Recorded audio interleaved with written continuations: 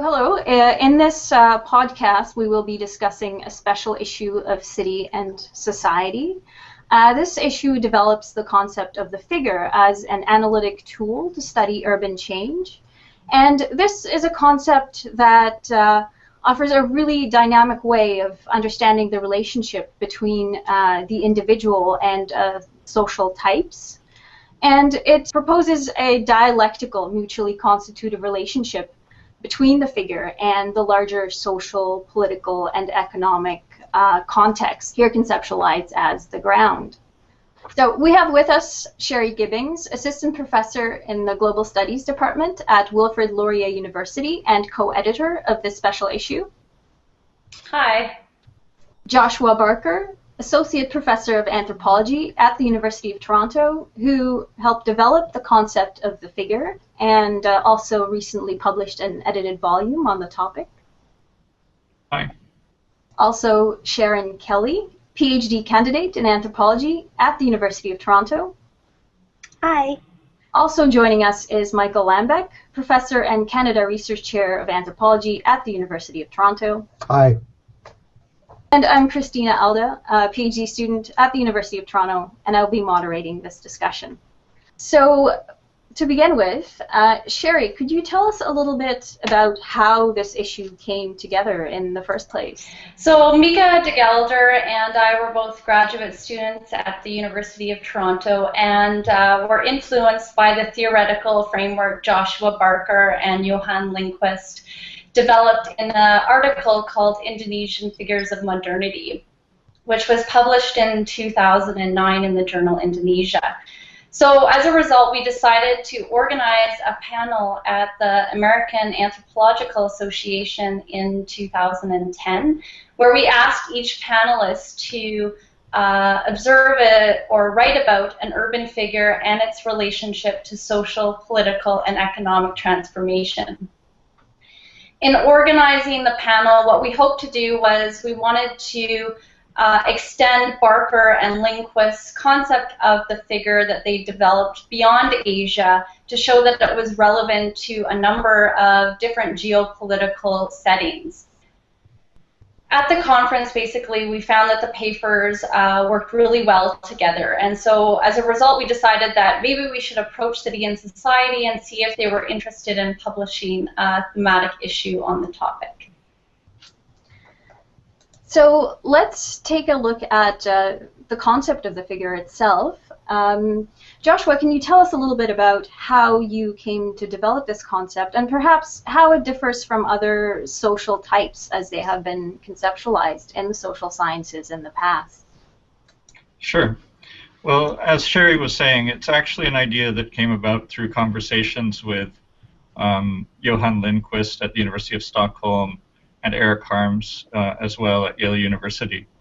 And basically, the idea was relatively simple. It was that we'd been reading a lot of ethnography on Southeast Asia, but also urban ethnography, and we'd noticed that there was a sort of method that people were using in their writing, and this method was such that they would focus on particular individuals and describe those individuals in some detail, but they were taking those individuals to be something sort of more of a symptom of some broader historical transformation. And so these were individuals who, at least for the ethnographers, and sometimes for the people in the societies that they studied, these were people who loomed larger than life. And so what we wanted to do here was not to really develop a new concept at all. It was more just to give a name to a practice that we saw other people using in ethnography very effectively, and something which we think sort of emerged probably as a method, particularly in the age when people were sort of very self-conscious and self-consciously avoiding the culture concept. So it was a different way of anchoring ethnographic description in a sort of post-culture concept era. Now, in terms of your sort of the second half of your question on the relationship between figure and type, once we started noticing this, we then went back and sort of looked to try to find out who the theoretical inspirations for this approach were. And what we found is that one of the, two of the big ones were Walter Benjamin, who wrote about the flaneur, and another one was George Simmel, who wrote about the stranger and the metropolitan type. And specifically with George Simmel, his work had an impact on sociology and also on early urban anthropology, which was to get people to think in terms of social types, of the home, sort of the hobo, the gangbanger, some of the classic Chicago sociology and anthropology texts made use of this idea of the type. But we also found that there was a kind of difference in how people wrote about the type in those days, and how people were using figures in contemporary ethnography. Types came across to us as being much more static and in some cases stereotyped. We all came from kind of training in a kind of Foucauldian era where one's very suspicious of the discourse on a particular social type, what it means to be homeless, and so on. So we were interested in something that was had more agency, and that had these structural dimensions as being something constituted in discourse. But we were interested in how individuals were struggling with their types, and the idea of the figure here is meant to capture some of that agency too.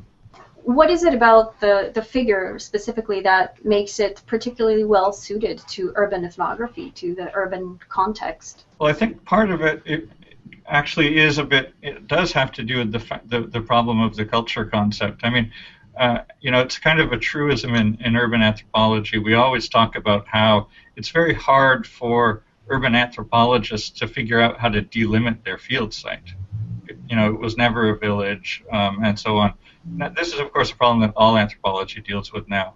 But I think it was very suited to urban anthropology precisely because it provided a way of trying to delimit a topic and a field of research and a field site, in a sense, in the context of a highly complex and sort of unbounded society in the city. So let's take a look at some specific examples now of how the figure is being applied in urban anthropology. Sherry, your research in Yogyakarta City foregrounds the concept of the democratic detective. You argue that the democratic detective is both a product and an instrument of Indonesia's transition to democracy. So can you tell us a little bit about who is the democratic detective and why is this figure specifically suited to understanding urban change in Yogyakarta? So I'll just talk a little bit about why I think the concept of the figure on the ground is particularly important, and in that description I'll tell you about what the democratic detective is. And I think there's about two reasons at least why this concept of the figure on the ground is important. And first of all, it helped me discover a figure that I might not have noticed otherwise. So in my case, there was a figure that wasn't yet named in the discourse, but yet there was a set of observable practices that this figure was engaged in. And so I started to see that there was these practices and that there was this new type of person that I thought was emerging, who I called the democratic detective. So that's not an Indonesian term. That's a term that I developed to make sense of these practices. And this individual was involved in basically critiquing the government, particularly the municipal government's role in a relocation project that was relocating street vendors to an enclosed marketplace. And these efforts actually mirrored a lot of practices that the government engaged in during the New Order period, where they would critique communist, non-governmental organizations and political organizations through these indirect methods. So, for instance, the government would often print in the newspaper things like, "Be aware, there might be a group, a certain group has certain political ambition." So they wouldn't name that group directly, but they would critique them through not naming them and leave the reading public to try to decipher who the group they were talking about. So what I saw emerging as a set of practices was this new figure who was appropriating these old government practices for new aims.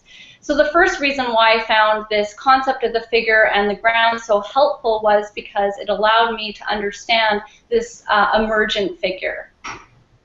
The second reason why I found this concept of the figure and the ground really helpful was because it allowed me to understand how the democratic detective was representative of a lot of the social, political, and economic change that was happening, but it was also deeply embedded in these processes. So there was this dialectical relationship that you mentioned before about this figure and ground. So the democratic detective emerges in a context, a complex context of, let's say, democratization, political decentralization, ongoing suspicion, and fear about appearances and whether they can be trusted.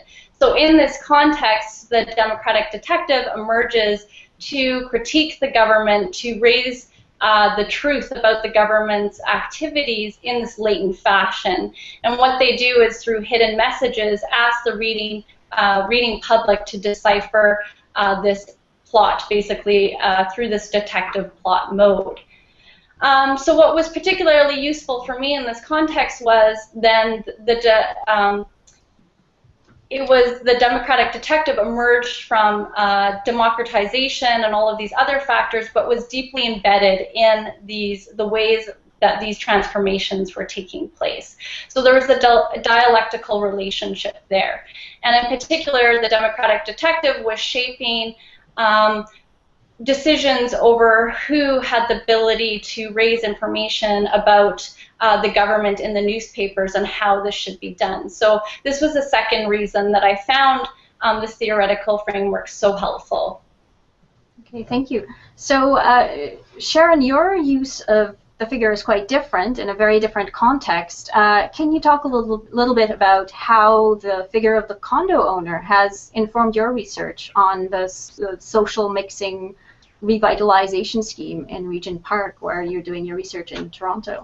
Sure. So, well, the condo owner is a fairly familiar figure in cities around the world, but a relatively new figure in social housing redevelopment.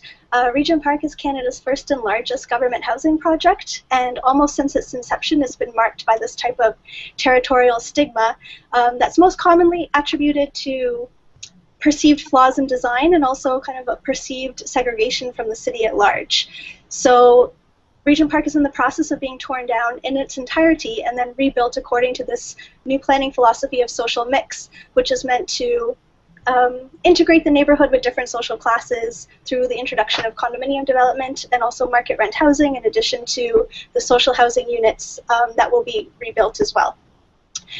So the condo owner then is kind of held up as an agent of this social change, of this social transformation, one who will combat Regent Park stigmatization through a reduction in the economic and social marginalization of the area. Their presence effectively is meant to normalize the neighborhood. The condo owners are the embodiment of this kind of social mix fix. So focusing on the figure of the condo owner allows me to interrogate the idea of social mix and to understand the transformative power that social mix is meant to have, or is hoped to have.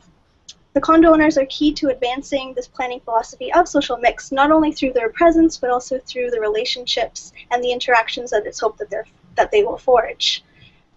In terms of methodological implications, focusing on the condo owner, as a figure allows me to explore the various ways in which the condo owner and social mix more broadly is understood and discussed in the various discourses related to the redevelopment. So unlike Sherry's democratic detective, the condo owner in Regent Park is very present in the discourse and is really kind of held up as key to the transformation of this neighborhood.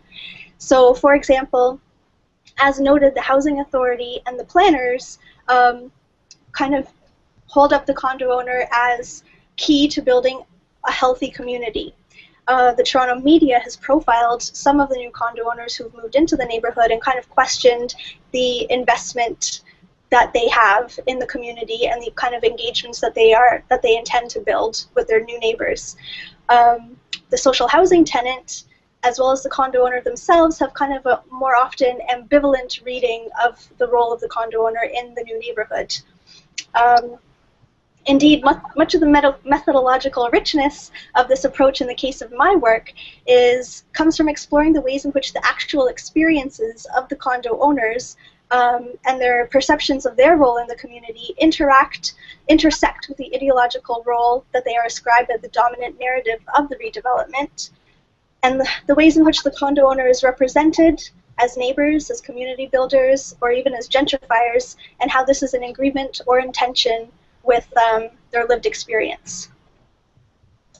Well, thank you for that. So we have seen how the ground in relation to which the figure develops can operate at two very different scales in two distinct urban contexts. And we've also heard about why the figure is particularly well suited to urban ethnography. But what about other ethnographic contexts? So here I would like to invite Michael to share his thoughts on the contribution of the figure to the broader discipline of anthropology. Thanks. Well, I'm not an expert on the figure. I've just reflected on it from reading these very interesting papers and the very interesting work that Joshua and his colleagues have done on the subject. But I guess I would say that the figure is somebody who I think emerges in modernity and in fact is a kind of sign of modernity in some way. I can't quite imagine that the leopard skin chief, for example, would be considered a figure in New Era ethnography, or that it would be useful to apply the term there.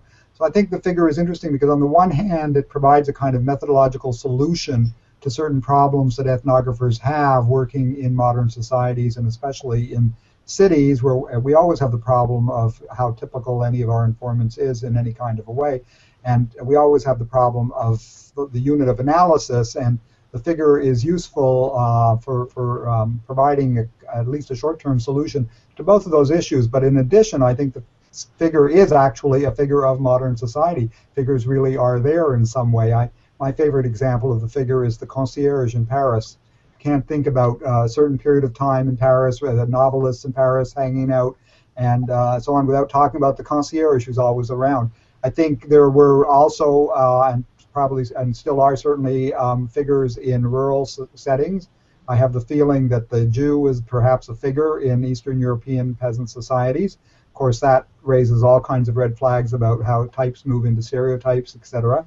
But I think it's an interesting example. I think also that it's quite interesting that in drama and films, figures also become very critical, not only in the original literary sense of the figure in the, or as the character, but I think in Chekhov he's got figures who are kind of types in of a certain class background in the countryside in Russia. And I think, obviously, Hollywood films also play with the notion of the figure. And as you know, in this collection, a number of papers refer to the detective. And I think the detective is very much a figure of modernity, not only the kind of detective that Sherry was talking about, who sort of emerges from the ground up, but the detective who is a kind of mirror for all of us as we live in our worlds and who we see in films. And so one of the interesting questions, well, one of the tensions about the whole concept of the figure is the degree to which we're talking about individuals and we're talking about types and the way in which these come together. But I think that for many people in contemporary society, one comes to identify with certain figures in the media more or less acutely or well, and that is one of the issues that we're talking about when we talk about selfhood and personhood in contemporary society. So that's another way in which the figure plays a role. One of the papers in the volume is about, I think, the figure of the rich businessman or something like that. And there's a scene in which he's sitting in a barbershop or somewhere and he's opening magazines which are about people like him. And so there's a kind of reflexivity and dialectic operating there as well, which is interesting for us to explore. So I think we have to move back and forth between using the figure as a critical or analytic concept and seeing it as a kind of category that's there in the ethnography itself, and then how do we look at it in that setting, or in that context, or with that ground, I guess this would be the way to say it. Well, thank you, and thank you all for joining us. And if you're interested in more information, a more detailed discussion on the figure and its applications, take a look at Volume 25, Issue 2 of City and Society.